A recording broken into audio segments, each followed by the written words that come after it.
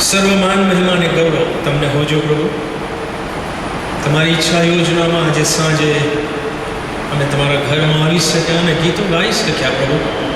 વચન આધારિત ગીતોનો આશીર્વાદ આનંદ અમને પ્રાપ્ત થયા. અમારા હેલ પડકાર માર્ગદર્શન પણ અમને મળ્યા. એના માટે અમે ધન્યવાદ આપીએ છીએ. અમે આભાર માનીએ છીએ કે તમારી કૃપા અમારી સાથે છે અને એ જ કૃપા હવે અમારી સાથે એ માટે રહે કે અમે તમારું વચન તમારી ઈચ્છા પ્રમાણે જાણી શકીએ, સમજી શકીએ. અને એના માટેના પ્રયત્નો તમે આશીર્વાદિત કરો. મારા મુખમાંથી નીકળતા વાક્યો અને શબ્દો અને વિચારો તમારા અખત્યારમાં રાખો અને એના અનુસંધાનમાં હું બોલનાર અને અમે સાંભળનાર સર્વ પ્રભુ તમારી ઈચ્છા જાણીને એને સ્વીકારીને અમારા જીવનમાં આશીર્વાદિત થઈએ એવી પ્રાર્થના સાથે અમે અમારા વ્યક્તિત્વને તમારા અધિકાર નીચે મૂકીએ છીએ. અમારી સમજ શક્તિને પણ તમે સ્પર્શ કરો અને વચનોના પ્રકાશમાં પ્રભુ અમે અમારી રોજની બાબતો તપાસીએ, વિશેષ કરીને અમારું પ્રાર્થનાનું જીવન તપાસીએ અને તમારી ઈચ્છા પ્રમાણેનું ન હોય તો તમારા વચન આધારિત અમે પ્રાર્થનામાં જઈએ એવી કૃપા માંગીએ છીએ. અમારી આ વિનંતી પ્રભુ ઈસુ ખ્રિસ્ત નાઝારીના નામમાં તમે સાંભળો અને માન્ય કરો. Amen, amen. હું એક જ કલમ વાંચવા માગું છું અને પછી પ્રભુએ શીખવેલી પ્રાર્થનાના અનુસંધાનમાં આપણે આગળ વધીશું. તમે મારી સાથે માથીની સુવાર્તાનો 6થો અધ્યાય ખોલશો એવી વિનંતી છે. માથીની સુવાર્તા અને એનો 6થો અધ્યાય. જો આપણે કોઈ બાઇબલ ખોલ્યું હોય તો આપણે ઊભા થઈએ, આપણા બાઇબલ ઊંચા કરીએ, આપણો કરાર તાજો કરીએ કે આપણે જે કાંઈ વાંચીશું, સાંભળીશું એને આપણે જીવનમાં ઉતારીશું, પાડીશું. મારી સાથે બોલશો, બોલીએ હોવા, કેમ કે તારો સેવક સાંભળવાના માટે અને પાડવાના માટે તૈયાર છે. આમેન. એક જ કલમ હું વાંચવા માગું છું, મત્તીની સુવાર્તાનો 6થો અધ્યાય અને એની પહેલી કલમ. પ્રભુ ઈસુ ખ્રિસ્તે પોતાના અનુયાયીઓને ચેતવણી આપી, માર્ગદર્શન આપ્યું, આજ્ઞા આપી. તમારે જે કાંઈ ગણવું હોય એ ગણો, પણ બહુ માર્મિક વાત પહેલી કલમમાં એ લખે છે. માણસો તમને જુએ એવા હેતુથી તેઓની આગળ તમારા ધર્મકૃત્યો કરવાથી સાવધાન રહો, નહીં તો આકાશમાંના તમારા બાપથી તમને ફળ મળવાનું નથી. માનું છું કે આ કલમ જો બાઇબલ સ્ટડીમાં આવે છે એમને મોડે થઈ ગયેલી હોવી જોઈએ, પણ આપણે બોલીએ આમેન અને બેસીએ. આમેન. Thank you. બેસો. બહુ ગંભીર વાત પ્રભુ ઈસુ ખ્રિસ્ત અહીંયા કહી ગયા. એમણે, જો તમે અભ્યાસ કરો બાળપણના ભાષણનો, તો એમણે પોતાના અનુયાયીઓને, ઈસુ ખ્રિસ્તના શિષ્યોને ઈસુ ખ્રિસ્તે ધર્મકૃત્યો કરવાથી રોક્યા નથી. એવું નથી કીધું કે ધર્મકૃત્યો કરો નહીં. ડીડ્સ ઓફ રાઇચસનેસ, ન્યાયપણાના કૃત્યો ના કરો, ભલાઈના કૃત્યો ના કરો, સારા કૃત્યો ના કરો, રૂઢિકરણીઓ ના કરો, એવું ઈસુ ખ્રિસ્તે શીખ્યું નથી. કારણ કે જો હું પ્રભુ ઈસુ ખ્રિસ્તનો અનુયાયી છું અને ઈશ્વરનો બાળક છું તો મારે રૂઢિકરણીઓ તો કરવી જ પડશે. Yes no? એફએસસી 2 અને 10-11 તમે વાંચો તો સંત પૌલ કહે છે કે બધા સારા કામ જે પ્રભુએ નક્કી કર્યા છે એ કરવાના માટે તો આપણને ઉત્પન્ન કરવામાં આવ્યા છે, આપણો નવો જન્મ થયો છે. સો રૂઢિકરણીઓ આપણે કરવાની છે અને એ આપણી સાક્ષીના માટે આ બહુ અગત્યનો ભાગ ભજવે છે. તમે માથીની સુવાર્તા 5મો અધ્યાય અને એની 16મી કલમ વાંચો તો ત્યાં આપણે વાંચીએ છીએ ઈસુ ખ્રિસ્તે પોતાના અનુયાયીઓને કીધું કે તમે જગતનું અજવાળું છો. અને 16મી કલમમાં શું કીધું? તેમજ તમે તમારું અજવાળું લોકોની આગળ એવું પ્રકાશવા દો કે તેઓ તમારી રૂઢિકરણીઓ જોઈને આકાશમાંના તમારા બાપની સ્તુતિ કરે. અને તેથી માણસોની આગળ જ આપણે રૂઢિકરણીઓ કરવાની છે. માણસોની આગળ જ આપણે આપણી સાક્ષી ઊભી કરવાની છે. અને બેઝિકલી ધર્મકૃત્યો દ્વારા અને રૂઢિકરણીઓ દ્વારા. પણ ઈસુ ખ્રિસ્ત અહીંયા જે કાંઈ ચેતવણી આપે છે એ ધર્મકૃત્ય અથવા ભલાઈના કૃત્ય અથવા રૂઢિકરણી જે કરીએ છીએ એ કરવાની પાછળ મારો હેતુ શું છે એ સંબંધી સાવધાન રહેવાનું કહે છે. Why do I do that? શા માટે હું જે કરું છું એ કરું છું? સેવાના અનુસંધાનમાં, પ્રભુની સાથેના સંબંધના અનુસંધાનમાં. જો મારો હેતુ ઈશ્વરની ઈચ્છા પ્રમાણેનો નથી તો મને આકાશમાંના બાદથી ફળ મળશે ને, એવું ઈસુ ખ્રિસ્તે કીધું. અને તેથી મારે મારો હેતુ ચેક કરતા રહેવાનું છે. Why do I do this? હું આ શા માટે કરું છું? પ્રભુના નામમાં કરું છું, પણ શા માટે કરું છું? વાય? અને આપણે કોઈક ને કોઈક રીતે તો ધર્મ કૃત્ય કરીએ જ છે, હા કે ના? સવારથી સાંજ સુધી અને સાંજથી સવાર સુધી ને પ્રાર્થના કરીએ, દાન આપીએ, બાઇબલ વાંચીએ, કોઈકને પ્રભુની વાત કરીએ, કોઈક સેવા કરીએ, બાઇબલ સ્ટડી ચલાવીએ, દાન ઉઘરાવીએ, દાન લેવા જઈએ, વોટ એવર, સન્ડે સ્કૂલમાં, એ તમામ ધર્મ કૃત્યો છે. પણ ઈસુ ખ્રિસ્ત કહે છે કે why do you do that? A check કરો. શા માટે કરો છો? કારણ કે જો તમારો હેતુ એ માણસ કેન્દ્રિત છે તો સાવધાન. તેથી એ કહે છે માણસો તમને જુએ એવા હેતુથી તમારા ધર્મ કૃત્યો કરવાથી સાવધાન રહો. આપણે શીખ્યા કે માણસો આગળ જ મારે ધર્મ કૃત્ય કરવાનું છે, અને માણસો મારા ધર્મ કૃત્ય કરીને ઈશ્વર પિતાની સ્તુતિ કરે, ઈશ્વરની યોજના છે. તો માણસો તો જોશે, પણ મારો હેતુ માણસોને બતાડવાનો ના હોવો જોઈએ. યચનો મારો અંતિમ હેતુ એ માણસોને ગુજરાતી ભાષામાં ખાલી દેખાડો કરવાનો ના હોવો જોઈએ કે સી હું આટલો ધાર્મિક છું, હા કે ના? અરે બોલો ના. હા,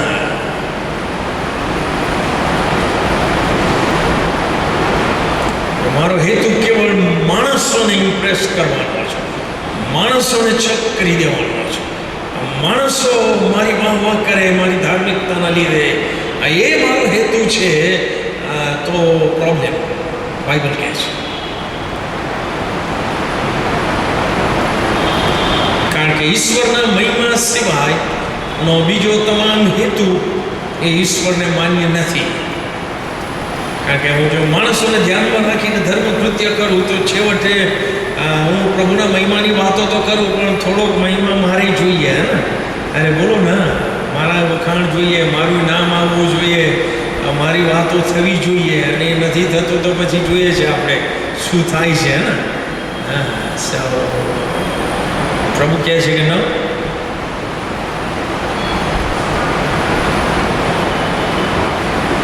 ત્રણ બાબતો પ્રભુ ઈસુ ખ્રિસ્ત ચર્ચે છે: દાન, ધર્મ, પ્રાર્થના અને ઉપવાસ. આ ધર્મ કૃત્યની વાત ઈસુ ખ્રિસ્ત 6થા અધ્યાયમાં કરે છે. હું કેવળ કેટલીક બાબતો યાદ કરાવું છું, આપણે નવામાં આપણે આગળ જઈએ પહેલાં. પ્રાર્થના એક બહુ પાવરફુલ અને જબરજસ્ત હથિયાર છે બિલીવર. કેટલા જણ માને છે? આપણને જે પ્રાર્થના કરવાનો લાવો અને અધિકાર આપ્યો છે, હું માનું છું કે એ ના હોત તો આપણે નિરાશ થઈ ગયા હોત, હતાશ થઈ ગયા હોત, આપણે આશા વગરના થઈ ગયા હોત, હા કે ના? કારણ કે પેલું ગીત કહે છે ને, ઈસુ જેવો મિત્ર કોણ છે જેને કહીએ શોક ને પાપ. જો નથી કહેતા તો તકલીફ છે. સો પ્રાર્થના એ પ્રભુ તરફથી મળેલો એક આશીર્વાદ છે કે હું પ્રાર્થના કરી શકું છું, મને લાવો મળ્યો છે, મને અધિકાર મળ્યો છે. અને આઈ બિલીવ કે બિલીવર પ્રાર્થના કરે છે, હા કે ના? યસ ઓર નો? હું અંદરની જ વાત કરું છું, બહાર જતો નથી. ભલે એ બિલીવર કદાચ જાહેરમાં પ્રાર્થના કરાવતા અચકાતો હશે, ઘણા અચકાય છે. I have no problem with that. પણ પ્રાર્થના તો આપણે કરીએ છીએ. હવે એ જે આપણું પ્રાર્થનાનું જીવન છે, એ પ્રભુ ઈસુ ખ્રિસ્તે જે શિક્ષણ આપ્યું એના અનુસંધાનમાં મેચ થાય છે કે નહીં એ આપણે તપાસવાની જરૂર છે. કારણ કે એવું ના થાય કે હું એમ કહું કે હું 40 વર્ષથી પ્રાર્થના કરું છું, પણ એનો કોઈ આશીર્વાદ, એનો કોઈ આઉટકમ, એનું કોઈ રિઝલ્ટ મને મળવું જોઈએ. પ્રભુની ઈચ્છામાં જો હું પ્રાર્થના કરું છું. અને તેથી આજે સાંજે હું કેટલીક બાબતો યાદ જ કરાવીશ અને કેવી પ્રાર્થના ના હોવી જોઈએ અને કેવી પ્રાર્થના હોવી જોઈએ પ્રભુ ઈસુ ખ્રિસ્તના શિક્ષણ પ્રમાણે એના સંબંધીની હું કેટલીક વાત કરવા માંગુ છું. દાખલા તરીકે તમે જો 6 અધ્યાય અને 5મી કલમ વાંચો તો ત્યાં ઈસુ ખ્રિસ્તે કીધું, અને જ્યારે તમે પ્રાર્થના કરો છો ત્યારે શું લખે છે? ઢોંગીઓના જેવા. અને ઢોંગીનો અંગ્રેજી અર્થવાળો શબ્દ મેં કહેલો, કોઈની યાદ છે? એક્ટર. ઢોંગી શબ્દ જો યાદ ના રહે તો સલમાન ખાનને યાદ રાખવાનો, એક્ટર છે એ ઢોંગી છે.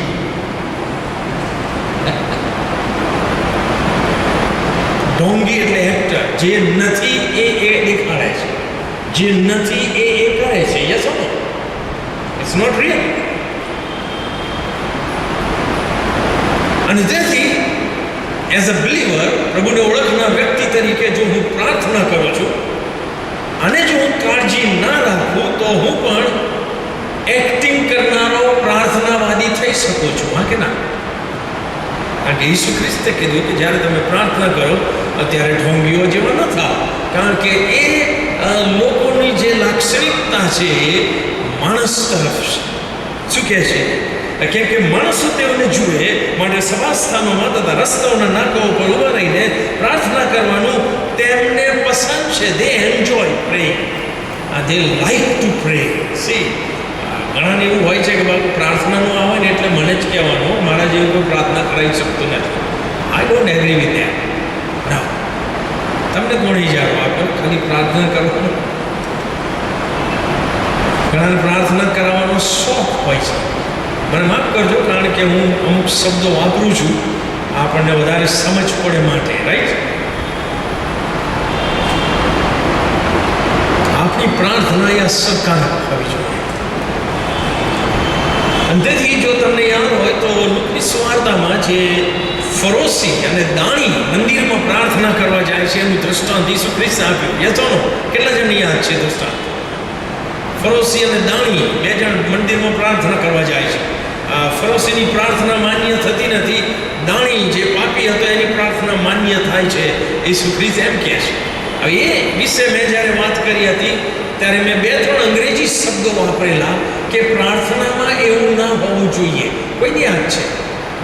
પ્રાર્થના શું નથી? તમે જો આ પુનરાવર્તનનો ક્લાસ હું લઉં છું, પુનરાવર્તન સમજો તો તમને બધાને ફેલ કરવા પડે એવું લાગે છે, કારણ કે કશું યાદ તો રહેતું નથી. યાદ ના રહે એટલે જીવનમાં ના ઉતારીએ, હે ને? નાની નોટ પેન રાખો, લખી રાખો એક શબ્દ. ઓકે, કયા શબ્દો મેં કહેલા કે કઈ બાબતે પ્રાર્થના નથી? કોઈની યાદ છે?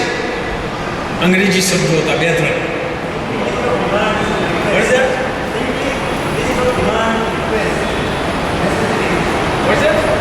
I cannot demand. Demands, requests, or necessities. Okay. પ્રાર્થના એ ડિમાન્ડ નથી એમ તમે કહેવા માંગો છો? Not only demand. Not. Okay, પ્રાર્થના એ ખાલી ડિમાન્ડ નથી, માંગ કરવાની વાત નથી. Okay, fine, good. એ સિવાય મેં બીજા અંગ્રેજી શબ્દો વાપરેલા. Performance. Prayer is not performance. Demonstration. Yes, prayer is, હું સમજાવું છે, prayer is not performance. Perform artist કરે. Yes or no? અરે બોલો ના. આ ટાઉન હોલમાં કે સ્ટેજ ઉપર પરફોર્મ કોણ કરે? જે આર્ટિસ્ટ હોય એ કરે. અને આર્ટિસ્ટ પરફોર્મ કર્યા પછી એવી અપેક્ષા રાખે કે ઓડિયન્સ તાલી પાડે. So when I pray I am not performing. માણસો જુએ એને તાલી પાડે માટે હું પ્રાર્થના કરતો નથી. Yes or no? બીજો શબ્દ Demonstration. ડેમોન્સ્ટ્રેશન. પ્રાર્થના એ ડેમોન્સ્ટ્રેશન નથી. It's not performance, it is not demonstration. મારે દેખાડો આ કરવાનું નથી કે આ પ્રાર્થના. ત્રીજો એક શબ્દ, યસ, થેન્ક યુ. પ્રાર્થના એ ઈશ્વર જાણતા નથી માટે હું એમને ઇન્ફોર્મ કરું, એ બાબત દિમાગમાં ન હોવી જોઈએ, રાઈટ? અને તો તમે કહેશો કે ભાઈ પ્રાર્થનામાં તો પછી મારે મારી જરૂરિયાત તો જણાવવાની ને ઈશ્વરને. વેલ યસ, એ ઇન્ફોર્મ કરો, પણ ફરોશીએ જે ઇન્ફોર્મ કર્યું એ નહીં કરવાનું. ફરોશીએ શું ઇન્ફોર્મ કર્યું કે પ્રભુ જો તમને ખબર ના હોય તો હું જણાવું કે હું અઠવાડિયામાં 2 વાર ઉપવાસ કરું છું. હાલેલુયા. જો તમને ખબર ના હોય તો હું મારા બધી આવકનો 10મો ભાગ આપું છું. આઈ એમ જસ્ટ ઇન્ફોર્મિંગ યુ કે હું કોણ છું. અને ઇન્ફોર્મ કરતાં દાણી ઉપર નજર પડી તો એ કહી નાખ્યું કે પ્રભુ જો ખબર ના હોય તો આ દાણી પાપી છે, પણ હું એ દાણીના જેવો પાપી નથી. ટૂંકમાં પ્રાર્થના એ ઇન્ફોર્મ કરવાની ચીજ નથી કે જેમાં હું કોણ છું એ ઈશ્વરને જણાવ્યા કરું, રાઈટ? કે હું ક્રાઇમ મિનિસ્ટ્રીનો ડાયરેક્ટર છું. વેલ ઈશ્વર કહે છે okay fine, don't do that. પ્રાર્થના એ ઇન્ફોર્મ કરવાની ચીજ છે, પણ એ પછી આવશે, છેલ્લે આવશે. યસ ઓ નો? પણ પોતાની જાતને ઊંચી કરવાની વાત પ્રાર્થનામાં ન હોવી જોઈએ. અને છેલ્લી એક વાત મેં કહી હતી, પ્રાર્થના કરનાર વ્યક્તિમાં કમ્પેરિઝનનો સ્પિરિટ ન હોવો જોઈએ. કમ્પેરિઝન, સરખામણીનો, હરીફાઈનો, હોલિયર ધ્યાન ધાવ, હું મારા કરતાં પવિત્ર છું, એ દિમાગમાં ન હોવું જોઈએ.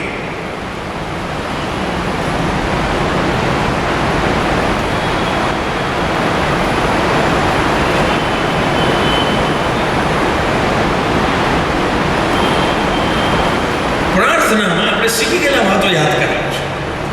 પ્રાર્થનામાં તમે કયા શબ્દો અને કેવા શબ્દો વાપરો છો એ અગત્યનું નથી. આવી વિથ મી ઓનર. કારણ કે જો મેં ગુજરાતીમાં MA કર્યું હોય અને હું ગુજરાતી લેંગ્વેજનો પ્રોફેસર હોઉં, જો કોઈ હોય તો માફ કરજો, તો મારી ગુજરાતી ભાષાના શબ્દ ભંડોળ કેવા ઊંચા હોય, હે ને? તમે સાંભળ્યા ન હોય એવા હોય.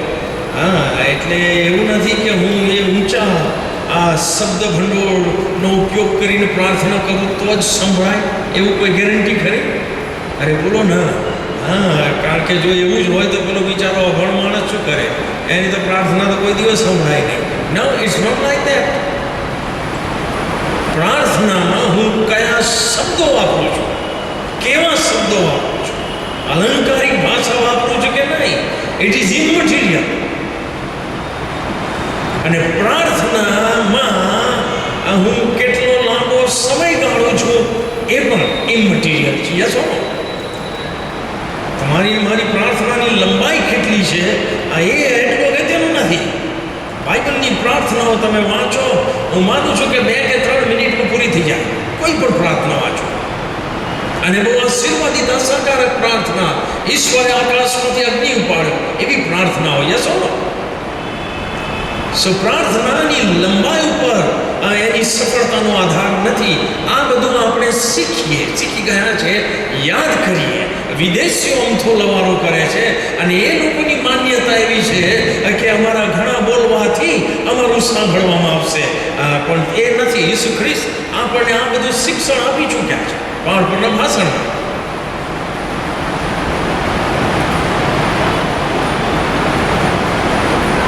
ઘમંડી માણસ પ્રાર્થના કરી શકે નહીં.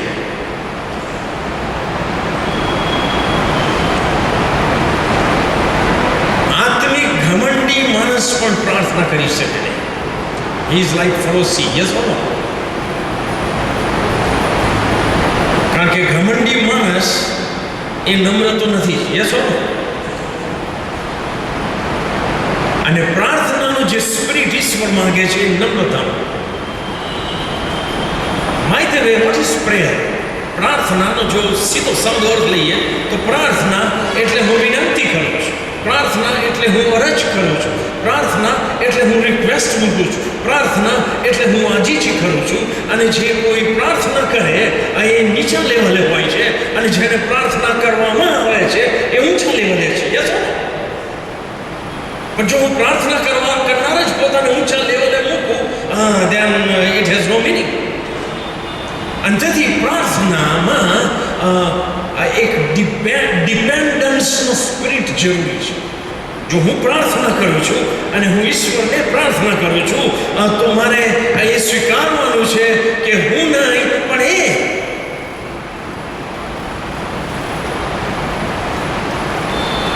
મારી પાસે લિમિટેશન્સ છે, ઈશ્વર સગળું કરી શકે છે. આઈ એમ ડિપેન્ડન્ટ ઓન હિમ. હું ઈશ્વર પર આધારિત છું અને ઈશ્વર મારા પર આધારિત નથી. આ સ્પિરિટ પ્રાર્થનામાં જરૂરી છે. ઘમંડી માણસ, એક પ્રભુનો સેવક કહે છે, a proud man cannot pray. એ પ્રાર્થના કરે પણ એ ન કરે બરાબરની હોય છે. કારણ કે પ્રાર્થનામાં હું નીચા લેવલની પોઝિશન સ્વીકારું છું. અને ઓલો આપણે સગડા જાણીએ છીએ, બાઇબલ કહે છે કે સર્વ સારા આશીર્વાદો આપનાર કોણ છે? ઈશ્વર છે ને. અને તેથી કહે છે કે માણસોને ખુશ કરવાના ઈરાદાથી પ્રાર્થના કરવી. જે આશીર્વાદ આપી શકે છે એને પ્રાર્થના કરો. આ સત્ય આપણા દિમાગમાં હોવું જરૂરી છે.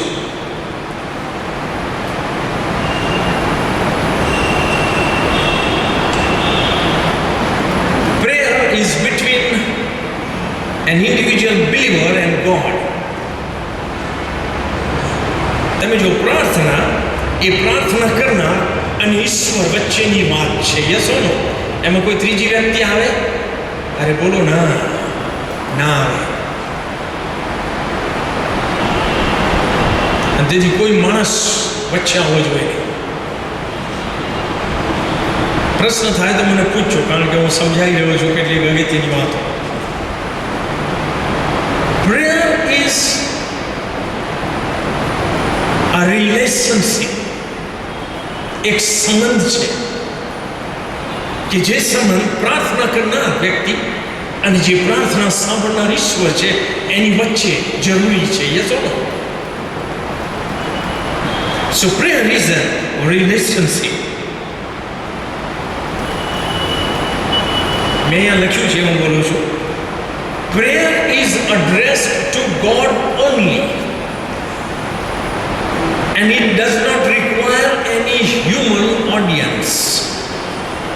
This is powerful. એક પ્રભુના સેવક પાસેથી આમ શીખ્યું કે પ્રાર્થના એ મારે કેવળ ઈશ્વરને ધ્યાનમાં રાખીને કરવાની છે. યસ ઓર નો? અને તેથી મારે બીજા શ્રોતાઓની જરૂર નથી. શ્રોતાઓ હોય ફાઇન, નો પ્રોબ્લેમ, પણ મારે એક જ શ્રોતાને ધ્યાનમાં રાખવાનો છે જે ઈશ્વર છે. Are with me or not? એક જ શ્રોતાની જરૂર છે મારે કે જેને હું પ્રાર્થના કરું છું અને એ છે ઈશ્વર. અને તેથી I don't require, my prayer does not require any human audience. મારી આજુબાજુ 5000 લોકો હોય કે હું એકલો મારી રૂમમાં હોઉં અને પ્રાર્થના કરતો હોઉં, સેમ સ્પિરિટ રૂમમાં જે છે અને જાહેરમાં જે છે એ હોવો જોઈએ. Yes or no? અરે બોલો ના.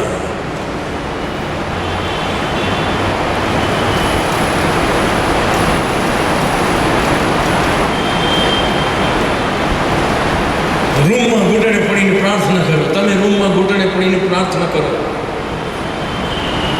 એક જ ઈશ્વર, એને પ્રાર્થના કરીએ છીએ. તમે જાહેરમાં પ્રાર્થના કરો. અહીંયા આપણે ખોવાઈ જવું જોઈએ કે હું પ્રાર્થના કરનાર છું અને સાંભળનાર ઈશ્વર છે.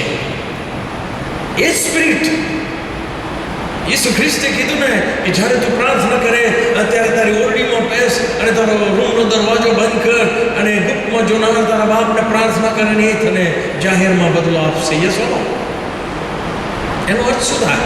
હું જાહેરમાં પ્રાર્થના કરું છું ત્યારે પણ હું ગુપ્તમાં જે સ્પિરિટથી પ્રાર્થના કરું છું એ સ્પિરિટથી મારે પ્રાર્થના કરવી જોઈએ કે મારી પ્રાર્થના ઈશ્વર સાંભળે. તમે થશો કે પણ તમે જાહેરમાં પ્રાર્થના કરાવો ત્યાં તો લોકો બીજા શ્રોતાજનો હોય છે, ભલે રહ્યા, પણ જે શ્રોતાજનો છે એમણે પણ એ ધ્યાનમાં રાખવાનું કે જ્યારે હું પ્રાર્થના કરું છું ત્યારે તમે એ પ્રાર્થનાની સાથે સંમત થાવ છો અને તેથી તમારે પણ ઈશ્વર સાથે, ઈશ્વરમાં એ પ્રાર્થના સમયે ખોવાઈ જવાનું છે અને પરિણામે છેલ્લે તમારે અને મારે જોશથી આમેન બોલવાનું છે કે જેમાં આપણે એકબીજાની સાથે સંમત થઈને કહીએ છીએ કે એ જ પ્રમાણે થાવ. યસ ઓર નો? જો હું ખાનગીમાં પ્રાર્થના કરું, હું ફેમિલીમાં પ્રાર્થના કરું કે હું જાહેરમાં પ્રાર્થના કરું, I have to do it with the same spirit of dependence.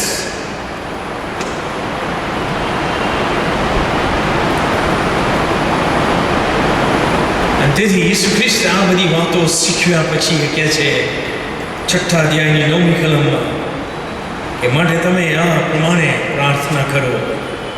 અને એમણે આપણને પ્રાર્થના કરતા શીખ્યું. રાઈટ? ઓ આકાશમાંના અમારા બાપ, આપણે શીખી ગયા છું, કેવળ યાદ કરાવો. પ્રભુ ઈસુ ખ્રિસ્તે જે કીધું એ કે તમે આ પ્રમાણે પ્રાર્થના કરો. આ એક પેટર્ન હું તમારી આગળ મૂકું છું, આ એક નમૂનો હું તમારી આગળ મૂકું છું, આ એક ઉદાહરણ, એક ઢાંચો તમારી આગળ મૂકું છું. અને એમાં જે પ્રાયોરિટીઝ છે, એમાં જે અગ્રિમતા છે, એમાં જે વિષય વસ્તુઓ છે, એમાં જે લાક્ષણિકતાઓ છે એ ધ્યાનમાં રાખો અને એ ધ્યાનમાં રાખીને તમારી પ્રાર્થનાઓ તમે કરો. યસ ઓર નો? એવું નથી કીધું કે તમે આ જ પ્રાર્થના કરો, એવું કીધું છે? જો એ જ પ્રાર્થના કરો એવું કીધું હોય તો બહુ મજા આવી જાય. કારણ કે ગમે ત્યાં કે ચાલો પ્રાર્થના કરીએ એટલે બધા ચાલુ થઈ જવાનું આકાશમાં અમારા બાપ. આજે પછી લાંબી પ્રાર્થનાઓ થાય છે ને 20, 25 મિનિટની, એ બધું બંધ થઈ જાય. ના, પ્રભુ એવું નથી કીધું. પ્રભુ એ કહેવું છે કે તમે ઓકે, આપણે એ પ્રમાણે પ્રાર્થના કરીએ છીએ, પ્રભુનો આભાર, એમાં કંઈ ખોટું નથી, એ કંઈ પાપ નથી. પણ એમાં જે વિષય વસ્તુઓ છે એ મારી પ્રાર્થનાના સ્પિરિટમાં હોવા જોઈએ. તેથી ઈસુ ખ્રિસ્તે સૌથી પહેલા જ કીધું કે તમે આ પ્રમાણે પ્રાર્થના કરો, આકાશમાંના અમારા બાપ. વાહ! સૃષ્ટિનો સર્જનહાર, સૃષ્ટિને નિભાઈ રાખનાર, મનુષ્ય જાતનો તારણહાર, રાજાઓનો રાજા અને પ્રભુનો પ્રભુ. ઈસુ ખ્રિસ્ત કહે છે એ તમારો પિતા છે. તમે જ્યારે પ્રાર્થના કરો ત્યારે એને બાપ કહીને હાથ મારો. અને તેથી જ મેં શરૂઆતમાં કહ્યું કે પ્રાર્થના એ સંબંધ છે. જ્યાં સુધી ઈશ્વર પિતા અને મારી વચ્ચે બાપ અને બેટાનો, બાપ અને બેટીનો સંબંધ નથી, ત્યાં સુધી આ પ્રાર્થના પણ મને મદદ કરી શકતી નથી. યસ ઓર નો? કેટલાક ટીકાકારો એમ કહે છે કે આમાં ઈસુ ખ્રિસ્તનું નામ આવતું નથી, તારણની વાત આવતી નથી, પ્રભુ ઈસુ ખ્રિસ્તના નામમાં પ્રાર્થના બંધ થતી નથી, અને તેથી આ કંઈ ક્રિશ્ચનો માટે પ્રેર નથી કહે છે. નો, તારણની વાત પહેલા જ વાક્યમાં આવે છે. આકાશમાંના અમારા બાપ, ઈશ્વરને બાપ કહેવાનો અધિકાર કોને મળે છે? ઈસુ ખ્રિસ્તમાં. યસ ઓર નો? ઈસુ ખ્રિસ્તે શું કીધું? યોહાન 14:6 માર્ગ, સત્ય તથા જીવન હું છું, અને મારા આશ્રય વિના બાપની પાસે. જો ઈસુ ખ્રિસ્તની બહાર હું ઈશ્વર પિતાને પિતા કહી શકતો નથી, અને હું ઈશ્વરનું બાળક બનું છું, પછી હું એ બાપ કહેવાનો અધિકાર મેળવું છું ઈસુ ખ્રિસ્તમાં. વાંચો, યોહાનના પહેલા અધ્યાયમાં કહે છે કે ઈસુ ખ્રિસ્તને જગતે ઓળખ્યો નહીં, ઈસુ ખ્રિસ્તને યહૂદી લોકોએ અંગીકાર કર્યો નહીં, પણ જેટલાએ તેનો અંગીકાર કર્યો અને જેટલા તેના નામ પર વિશ્વાસ કરે છે તેટલાને બાળકો, દેવના બાળકો બનવાનો અધિકાર મળ્યો કે નહીં? સો તારણ એ પહેલા જ વાક્યમાં છે. જ્યારે તમે પ્રાર્થના કરો ત્યારે આ પ્રમાણે પ્રાર્થના કરો, ઓ આકાશમાંના અમારા બાપ. સો પ્રેયર ઇઝ અ રિલેશનશિપ. બાપ અને બેટા વચ્ચે, બાપ અને બેટી વચ્ચે જે હોય છે. હા, અને બેટી અને બાપ, બેટી અને બેટાને બાપ સાથે વાતચીત કરતા તકલીફ થાય છે. Same way we have to pray, we have to relate ourselves with God.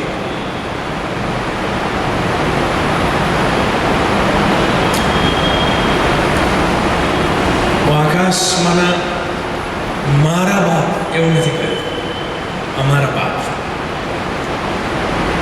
ગીતશાસ્ત્ર 23માં દાઉદે જ્યારે પર્સનલ ટેસ્ટિમની વાળું ગીત લખ્યું ત્યારે એણે લખ્યું કે યહોવા મારો પાળક છે. યસ ઓર નો? સો અહીંયા આગળ હું કહી શકું કે આકાશમાંના મારા બાપ. પણ એ સહેજ અધૂરું રહે છે, કારણ કે ખાલી દાઉદ ભક્ત નહીં, પ્રભુના સંતો યહોવાને પોતાનો પાળક કહે છે કે નહીં? અરે બોલો ના, સે બધા ઘેટા ભેગા થઈને શું કે યહોવા અમારો પાળક છે. અરે બોલો ના. હા, તો જો હું આકાશમાંના બાપને બાપ કહીને હાથ મારવાનો અધિકાર મેળવું છું તો મારે ભૂલી નહીં જવાનું કે મારી બાજુમાં જે બિલીવર બેઠો છે કે બિલીવર બેઠી છે, એ મને ગમતી હોય કે ગમતો હોય કે ના ગમતો હોય વગેરે વગેરે, પણ એને પણ એ અધિકાર મળ્યો છે કે આકાશમાંના ઈશ્વરને બાપ કહ્યા કે ના. હા, સો સંબંધ, ઈશ્વર સાથેનો સંબંધ અને ઈશ્વરના લોકો સાથેનો સંબંધ એ પ્રાર્થનામાં આપણને દેખાય. ત્યાર પછી ઈસુ ખ્રિસ્તે તરત ના કીધું કે તમે આ પ્રમાણે પ્રાર્થના કરો, આકાશમાં અમારા બાપ, દિવસની મારી રોટલી આજ અમને આપ, એવું કીધું? આપણે એવું માનીએ છીએ. એમ સિરીઝભાઈએ કીધું એમ કે ડિમાન્ડ ને રિક્વેસ્ટ છે પણ એ પહેલી નથી. યસ હો નો? આપણે એવું માનીએ પ્રાર્થના એટલે બસ માગો, આપો, આપો ને આપો જ, અને આશીર્વાદ જ આપો અને શ્રાપ આપતા નહીં. એ પ્રાર્થના નથી. પહેલાં જે કંઈ આવે છે એ મારે મેન્ટેન કરવું પડે ઈશ્વરના દીકરા અને દીકરી તરીકે. દિવસે મારી રોટલી આજ અમને એની આગળ જે વાક્ય છે એ જવાબદારી સૂચવતું વાક્ય છે. એ વાક્ય શું છે? આકાશમાં મારા બાપ, તમારું નામ પવિત્ર બનાવો, તમારું રાજ્ય આવો, જેમ આકાશમાં તેમ પૃથ્વી ઉપર તમારી ઈચ્છા પૂરી થાય. 3 બાબત.